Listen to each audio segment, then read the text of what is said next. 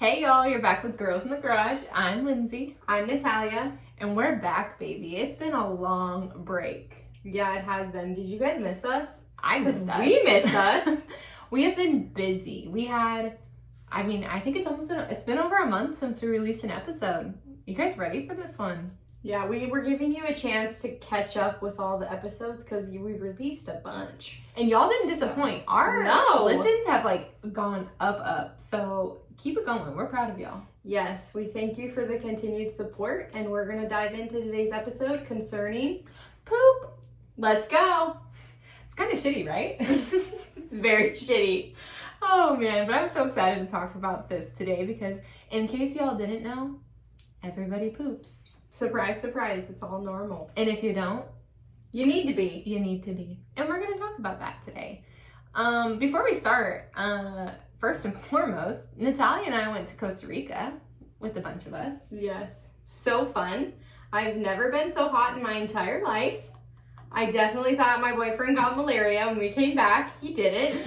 We're fine. He's good. He's fine. It was fun. The food was fresh. Everything was great. It's amazing if you think about our bodies, how amazing I felt eating their food versus when you come back to the States, you instantly feel like shit. Yeah. Everything is so fresh. Every meal was made fresh. It was so delicious, and now we miss it.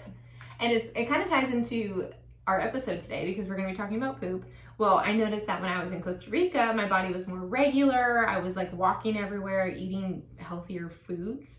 And now that I'm back in the States, it's not the case. Mm-hmm. So we're going to talk about some ways to help that problem today. But first off, Nat, do you want to just kind of dive into poop? Let's dive in, baby. Let's just get real, close and personal. Poop, everybody does it. It is a way that your body detoxes the things that it doesn't need, right? I got stage fright, I'm sorry. It's our first time again. It's our first time, I'm nervous. Anyway. First date, kind of nervous. Yeah. So, obviously, if you've been pooping your whole life, which I'm going to just go ahead and assume that you have been, there are different types of poop that you can experience. And we're going to dive into what those mean. So, to start off on more of the constipated spectrum, you can have the separate hard lumps, right? And that means you're very constipated, and that's not good. You don't want to be constipated. That hurts. Have you ever been constipated, Lindsay? Why you? I'm asking. Always my business out here for everyone to hear. No, I'm asking. Have you been constipated? Yes, Natalia. Okay. Have you? Yeah, and it great. Sucks. Did we all just become best friends? I think so. What's really funny is for anyone who knew me prior to coming to chiropractic school, if my family's listening, my sisters are listening, they are rolling over right now because I used to hate talking about this, but obviously we're going to be doctors, we're professional. I want to be able to have these conversations with my patients because it's very important. So I've kind of taken a turn on the wheel, if you must. Good. And my family can't believe it, but here we are, full turn. Good. All right. That's still cracking up. Tell us more about poop, Nat. So to continue on the constipated spectrum, you're going to have, I already said, the separate hard lumps. That's a huge indicator that you were very constipated. Then we're going to go down the spectrum just a little bit, and then you're going to have lumpy sausage-like poop. And that just means you're slightly constipated. Still kind of an issue, but not super concerning. And then your smooth sausage-shaped or snake-like poop consistency is very normal, and I don't know why Lindsay's laughing so hard. Because I love that your notes, and I love that you're doing this portion of the show because I would be dying laughing right now. So you're doing great. Listen, keep it up. All right, I'm here to keep it real. It's fine. We're just gonna talk about our poops. You're lucky I didn't bring a diagram. You are the shit. I'm the shit. Anyway, okay. So then now we're getting a little more onto the diarrhea-ish spectrum. And so if you're gonna have soft blobs, that's kind of indicating that you're lacking a little bit of fiber. So maybe up your fiber content just a little bit. And then a mushy consistency or liquid, obviously we know that to be diarrhea, but what we don't often realize or associate that with is inflammation. So when you have diarrhea or your poop is super soft and it's coming out easier than you'd like, let's just say, you have a lot of intestinal inflammation, and so that can be a sign of maybe a food sensitivity or really high stress, or so on and so forth. So that's also an indicator that maybe you need to try doing an anti-inflammatory diet or your supplementation that you use to keep your inflammation down. Also, I think it's important to talk about sometimes how your poop is letting your body's trying to tell you they didn't like what you just ate or it doesn't agree with you just ate. So it's a good indicator if you are tracking what you're eating just to see how you feel, whether you get bloated, gassy, or your poop changes. It's really interesting if you track that because your body's trying to tell you maybe I don't want that right now. Yeah. So we're gonna get into a little bit on different ways that you can either naturally help your diarrhea or constipation, but let it be known that a normal bowel movement should occur 1 to 2 times a day. Obviously, it's different for everybody. If you feel like you're very regular and you've always had a pattern and routine of how much you go to the bathroom, that's really good. But if you're noticing digestive changes and 1 week you're this, the next week you're that, maybe just tone in or rein in on what you're eating and kind of look at cues on what might be setting your digestion off. No, I think that's great advice. Yes, thank you. You're good. So, what now? So as you all know, Nat mentioned a couple weeks ago on the show that I struggle with going to the bathroom. I've always struggled to go to the bathroom. Wait. When did I say that? Okay, y'all. You're my witness. You're keeping this, by the way, because I need witnesses. A couple weeks ago, you threw me in the bus. I'm like, remember, Lindsay, you have a hard time going to the bathroom or something. You did, and you're like, I'm regular. I'm Natalia. I'm going to figure out what. You're lucky that we record a lot. I don't remember exactly the moment, but if you're a diehard fan and you can quote this right now, just know she threw me under the bus. Okay. It's okay. We're all on the same level now. We're all I was helping friends. us lead to this very moment of recording about poop. I wanted wanted people to relate to you. And now here we are. So, as you all know, I struggle to go to the bathroom. Thank you, Natalia. And I've been working on it, obviously, because I want to feel better and I want to feel good and not so crappy. So, I recently finally worked up the courage to do a coffee enema. And if you were anything like me, I didn't know what coffee enemas were up until, I don't know, when I met Meg, which was almost 1.5 years ago. She's a really big fan of coffee enemas. If it's for the right fit, obviously not everybody needs to do them or has to do them or will benefit from them. But I was someone who she thought would benefit from it because I don't go to the bathroom that frequently and I am really bloated a lot if I don't, rightfully so. And so I finally, after months and months and months, I bought this stuff months ago. I bought everything I needed, but it was I needed to be in the right time and moment to actually do it. And once I did it, it was like a floodgate, you know what I'm saying?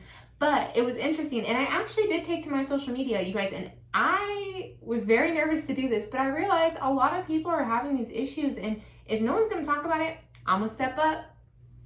This is me stepping up. If you're watching the video, anyways, I wanted to show you guys how to do it because so many people had questions. One person, bless their heart, because I didn't know either, they're like, can you send me the coffee link to drink the coffee? Because coffee enema, you think, no, you're putting coffee up your bum. But it's not as bad as you think. At the end of this episode, we're going to post that video I made. I made a step-by-step video on how to do it, what you need, and I am so game to help you in any way you need with that. I am a huge fan of coffee enemas, and actually Meg and Maddie really got me hooked on it because they both have experience with it and really benefit from it. So I think more and more people could benefit from this, and it's not as hard or as scary as it sounds. It's just the thought of it, but once you're doing it, you feel so good. And I know several people have told me that they've done one ever since I posted the video, which shout out to y'all. And if you haven't tried it, plan a Friday night, book yourself a date night, and try it if you're struggling to go to the bathroom. It's really great. I won't be doing a coffee enema anytime soon because that freaks me out and I don't have issues going to the bathroom as of right now. Natalia is perfect. Well, in that aspect, yes, but not in every. But it's also really cool too because we talked in the past, and if you haven't listened to our parasite episode, go do it. Coffee enemas also help you detox parasites. So if you are struggling with an overgrowth of parasites in your intestines or anything, that can help move those things along so they're not living in your body, taking over, making you feel like crap all the time. So it's a really great, if you want to piece episodes together, coffee enemas, parasites, boom, gone. I love it. So Lindsay, walk us through kind of how you do a coffee enema. What products do you use? Walk us through the whole process, shebang, Let's do it. So I ordered everything off of Amazon. You can type in like coffee enema kits, and there's different styles. I use just like it looks like an IV bag is the best way I can describe it. You're gonna hook it on like your shower. You can get in your bathtub. You can lay on your bathroom ground when you go to do it. I ordered the coffee enema, like the actual coffee, off of Amazon as well. I think it was about $30, and it's just like a organic light roast coffee, because I believe when you do coffee enemas, you want to make sure it's a light roast. You're going to, I use I never remember the name of this, a French press coffee machine. So I put, I believe 3 to 4 tablespoons of the actual coffee enema into the French press. You let it simmer in the hot water for about 10 minutes. I filled it up about 2 cups. And then once that 10 minutes go, you do the favorite part of the French press, you press it down. And then I poured it into just a Pyrex container and added about 2 more cups of water, just cold water, just to help dilute it and cool it down quicker, because you don't want to put hot coffee enema water into your bum. So you really do want to make sure you kind of let it cool before you pour it into the IV style bag. And in the video I'm going to post, I show all the products I use. So I know it may sound kind of funky the way I'm describing things, but watch that. I believe it's like a 3-minute video, super simple, and I show you all the products. So that can help connect you. And I can also send people links. I have everything linked. And then once you have that ready to go, you're going to lay on your left side, and you're going to get some coconut oil or any kind of lubricant you prefer, because you don't want to just shove it up your bum, because that kind of hurts. Not kind of, it does hurt. So make sure you really lube it up, and then you're just going to ease it in, and then you slowly with your valve that you'll have on the side, and you'll see it in the video I show you. You're just going to slowly release that in, and you're going to want to try to hold that for about 15 or so minutes. Oftentimes, if you are jam-packed with poop, you're not going to be able to hold it for the full 15, but that's okay. You'll build up your tolerance, because what it's doing is it's essentially flushing your intestines, right? Because we don't always perfectly clean our intestines. It's important that we try, but things get stuck on the side. I mean, Natalia and I, we've always seen cadavers, and you can, if you've seen an actual intestine, you'll see what I'm talking about. Things get stuck on the side. It's almost like if you're trying to scrape, like you're squirting something out of a tube, there's still going to be stuff on the side. So imagine it still getting stuck. It kind of just helps flush your intestines to really make sure you're cleaning all of that, I want to say fungus, but that's not what I mean, debris from in there, all this shit, seriously, that it's trying to come out. So it is an interesting feeling, but I felt 10 times better. I sent the girls a before and after picture of like how bloated I was before, and I probably hadn't gone to the bathroom in almost 6 days. It may sound scary, but that's not abnormal for me. But I'm trying to become more regular, because you are low energy. I felt like crap all the time. I was like moody. Those are all contributing to the fact that I wasn't going to the bathroom every day, because if you're full of shit, you're gonna feel like shit. It's the moral of the story. So it was amazing. I had so much energy. I cleaned the whole house. I deep cleaned my bedroom. I was like ready to go. So it's just amazing when your body's properly working and what's that word? Detoxifying, but also not garbage, but when you're getting out the garbage, I'm really hard with words today. Your body's like, wow, I feel amazing, because it's doing what it's supposed to do, and it's allowed to fully function, like with the detox. So I highly recommend it. It does sound scary. I am there to coach you through it. I think I've already known 7 people to try it ever since I did. Even if you hate it, you can say you tried it, but most of them felt really great after. And I've actually done several ever since, just because it's helping me get more regular, and my body's really benefiting from it for sure. I love that for you. I do too. It's really interesting. I'll be on Snapchat and I'll be laying on the ground, and I have like a pillow and my towels, and I'll send Natalia and Maddie and my sisters, and I'm like this on the ground, or my mom. I'll FaceTime my mom, and they're like, this is me sideways if you guys are watching, and I just send them selfies of me all day laying on the ground for 15 minutes. It's really great. I love it. I'm here for it. I've said I loved it about 30 times. So I don't know if you guys know this or not. Nat really loved that for me. I loved it for her so much. And her colon. I really liked it for that too. My colon. Nat loves my colon. I love her colon. Hey, this is just, we're going to throw this out there. Dr. Lagasse brought it up. Make sure if you're over 50 and you're a male, I'm a female too if you want, get your colon checked. Cancer's on the rise, so make sure you're getting your screenings. Okay? Get your colonoscopies. Go to your doctor. Women, do your breast exams. This is so important. This is worth a side note. I know it's not about poop, but get checked. Yep. All right. Good. Back to business. Break. So let's talk about the benefits of doing an enema. So obviously I said that I am not pretending that I do them because I don't, but one day when I need to, I will. So this is more so from other people's experiences, but I did look up some benefits. And like Lindsay said, enemas are huge for helping your body detox completely. And so what that also does is it optimizes your microbiome health, which we know is connected to absolutely everything. Hit up the Gut Check podcast if you want to know more about that. Shameless plug. Shameless plug, if you will.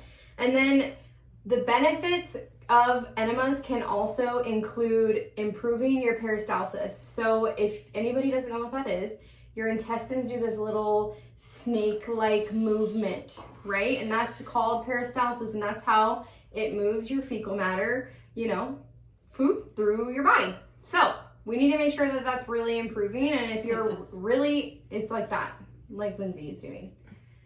That was good. That was really good. Also, to go off of that, why movement's so important. I don't know if y'all know, your intestines are very long and very big. They're very long. And if you're backed up, they're not going to be working the way they're supposed to. You're clogged. You're clogged full of shit. Call a plumber. Call a plumber. And we're your plumbers. And then in the long run, enemas can also support your nervous system by that detoxification process and reduce oxidative stresses in your body. So that's very interesting. I think that's very good to know. Yeah, I think it's kind of like a full circle effect. It's going to help your nervous system, your immune system, everything. You're just going to feel better. You should be pooping. You should be pooping. It's very important. Also with that though, you have to be careful that you're not doing enemas too often. This can create electrolyte imbalances. You can actually cause your peristalsis to stop working the way it's supposed to, because if your body doesn't have to carry out that function and you're doing enemas like every day, you're going to impair that peristalsis. And then you want to make sure that your environment is very sterile so that you don't risk any sort of infection. And hemorrhoids apparently is a side effect, so please be careful. Also, be careful that you don't perforate your bowel. We don't want your bowels to have little holes in them. No. I'm going to be honest with y'all. I thought one day I did it, because I've only done it like 3 times now. I thought I put the thing too far up. I was nervous. I called my mom, but it's okay. I'm fine. I'm just going to be real with y'all. It freaked me out a little bit. So the next time I was more cautious with how far I would put it up. You didn't perforate your bowel? I hope not. I would know by now. For sure. Yeah, so I think we're in the clear. That or your whole body is just filling up with shit.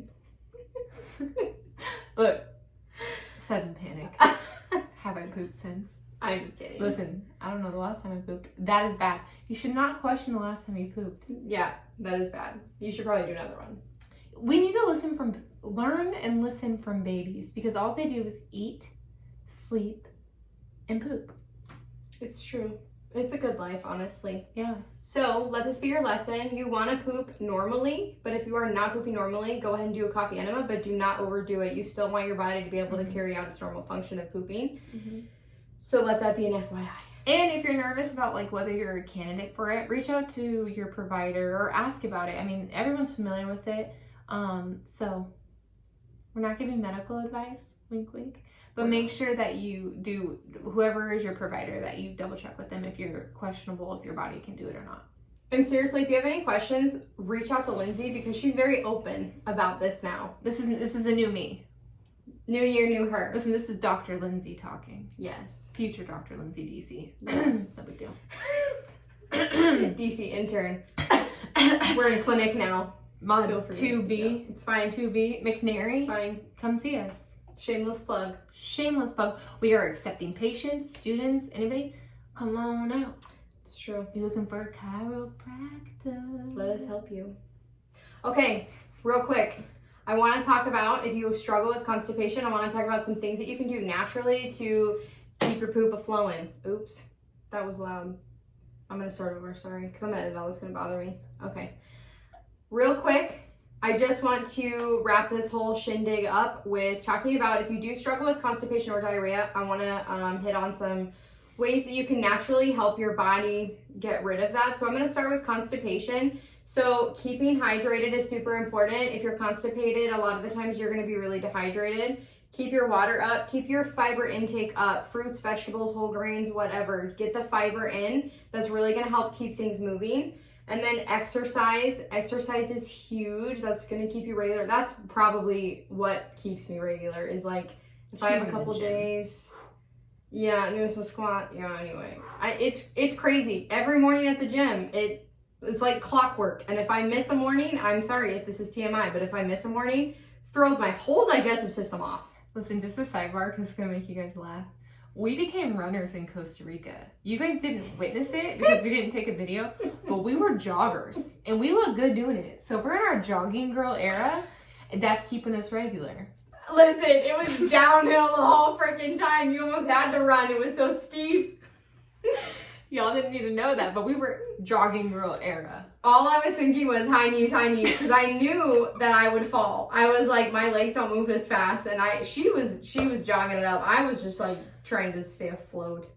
Anywho, just needed you guys to know that. So yeah, and then we're gonna keep going on with the probiotics and digestive enzymes. You guys have heard us talk about the importance of this. This is gonna help with diarrhea, but also with constipation. Make sure you're digesting your foods properly and your probiotics are keeping your microbiome healthy.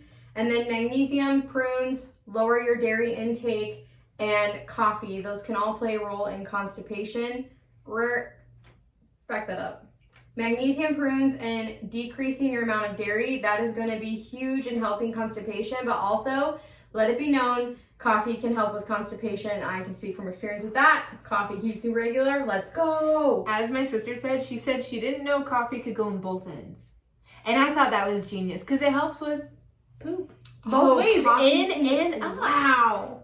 Shalise said that and I was like, light bulb, both ends. I love that. Coffee all the way around. Coffee's the best. Yeah. Where would we be without coffee? I don't drink it that often, but when I do, she's a freaking crackhead. Energetic. Yeah, she is. And then I want to hit on digestive enzyme and I want to hit on probiotic-rich foods because not everybody wants to take a supplement, and that's totally okay. Keynote, if you're taking a supplement, make sure it's a good quality probiotic so that you're actually getting the benefits that you should be from it. But foods rich in probiotics are things like sauerkraut, kombucha, sourdough bread, yogurt, and kimchi. So if you want to start adding that into your diet too, that can be very helpful. And then to touch on diarrhea, if you struggle with diarrhea, again, I did say before that diarrhea is just a key sign of inflammation in your body, but specifically your intestines. So making sure you're staying hydrated. Again, if you have diarrhea, you're losing a lot of your water content. And there's something irritating to your intestines. So making sure you're looking at your foods, and we want to start doing a food elimination diet to see what's causing the upset intestinal wall.